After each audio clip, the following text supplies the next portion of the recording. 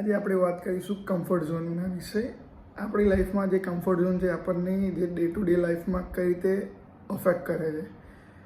જે comfort zone છે આપણે, જેમ ફોર એક્ઝામ્પલ આપણે કોઈ હાર્ડ કામ કરવું ગમતું નથી, આપણે ઇઝી કામ જ કરવું હોય, જેમ આપણે ફોન રમવો, ક્યાંક બહાર જવું, એ બધું આપણે ઇનશોર્ટ જે ટાઈમમાં આપણે કામ કરવું જોઈએ, બટ એ ટાઈમે આપણે એન્જોયમેન્ટ કરવું બહુ જરૂરી છે. એટલે બધા એવું સમજે બહુ મજા આવશે ને એમ, અને પછી એવું વિચારે મારે બહુ જ ટાઈમ છે એમ બધું કરી લઈશ ને એ બધું.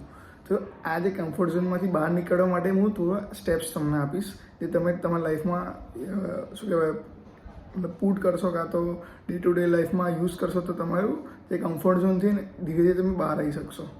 જેમ પહેલું, નાનું ચાલુ કરવું, મતલબ સ્ટાર્ટ સ્મોલ. મતલબ કોઈ પણ ફોર એક્ઝામ્પલ તમે બુક રીડ કરવી છે ઇન્સ્ટેડ ઓફ વોચિંગ ફોન્સ, મતલબ ઇન્સ્ટેડ સોશિયલ મીડિયા એ બધું, એના બદલે તમે રોજ 2 પત્તા વાંચો બુક્સના. મતલબ નાનું ચાલુ કરો, 10 મિનિટ વાંચો, એ રીતે પછી ધીરે ધીરે વધારો. મતલબ જેમ આજે 2 પત્તા વાંચ્યા, પછી કાલે 3 પત્તા વાંચ્યા, પછી એક સસ્ટેન અડધો કલાક સુધી રોજ ડેલી તમારે વાંચવાનું. એટલે ધીરે ધીરે પહેલાં 5 મિનિટ વાંચો, 10 મિનિટ વાંચો, એટલે ધીરે ધીરે વધારવાનું. સેમ વે આપણે આ વસ્તુ આપણે કોઈ નવી સ્કિલ શીખતા હોય એમાં પણ કરી શકીએ. સેકન્ડ, આપણે ગ્રોથ માઇન્ડેડ પીપલ જોડે રહીશું ને, જેનું મતલબ શું કહેવાય, એ લોકોનું ફોકસ, એમનો ગોલ્સ હોય, એવા લોકો જોડે રહેશો ને તો તમે તમારો પણ એ ગોલ થઈ જશે ને તમે એ પાથમાં જવા માંડી જશો. મતલબ એ પાથમાં તમે જશો.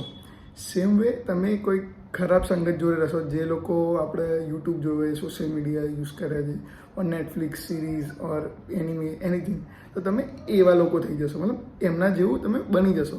એટલે આપણે છે ને જે ગ્રોથ માઇન્ડેડ પીપલ, જે એમના મેઇન ગોલ ઉપર ફોકસ કરે, એમની કોઈ સ્કિલ ઇમ્પ્રુવમેન્ટ કરવામાં ફોકસ કરે છે, એવા લોકો જો રહેશો તો તમે પણ તમારા અંદર કોઈ એવી નવી સ્કિલ શોધશો ને તમે એના ઉપર પાછળ કામ કરી શકશો એ રીતે.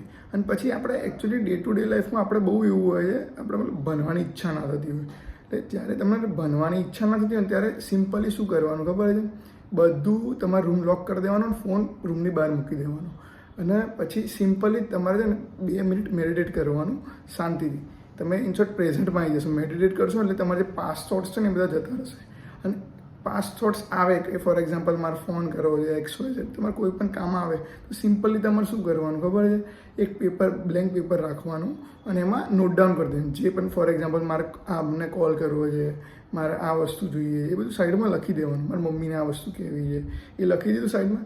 જ્યારે તમારું પતે ને કામકાજ, પછી એને શું કહેવાય, તમે એ જોઈ શકો છો, અને એ થોટમાં તમે આખું ડિસ્ટ્રેક્ટ ના થઈ જાઓ. એટલે એના માટે આને કહેવાય ડિસ્ટ્રેક્શન પેજ. એટલે એ લખીને પછી ફાઇન ફેંકી દેવાનું, એનું કોઈ કામ છે નહીં. એ રીતે તમે તમારું જે ફોકસ છે ને બેક લાવી શકો છો ને પ્રોપરલી તમે વર્ક કરી શકો છો. અને તમારે બેસવામાં જ તકલીફ પડતી હોય તો સિમ્પલી છે ને 2 મિનિટ રૂલ આવે છે. 2 મિનિટ રૂલમાં શું હોય ખબર? શાંતિથી તમારે કોઈ પણ કામ છે ને 2 મિનિટ સુધી કરવાનું, પછી એક મોમેન્ટમ પકડી લેશે, પછી તમે એ કામ આખું કમ્પ્લીટ જ કરશો.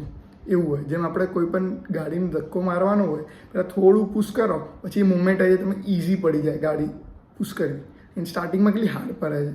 એ રીતનું મોમેન્ટ આપણી જે લાઈફમાં જે ડે ટુ ડે કામમાં છે ને એ રીતે મોમેન્ટમ આવી જશે. એટલે એ રીતે તમે તમારો કમ્ફર્ટ ઝોનમાંથી બહાર નીકળી શકો છો.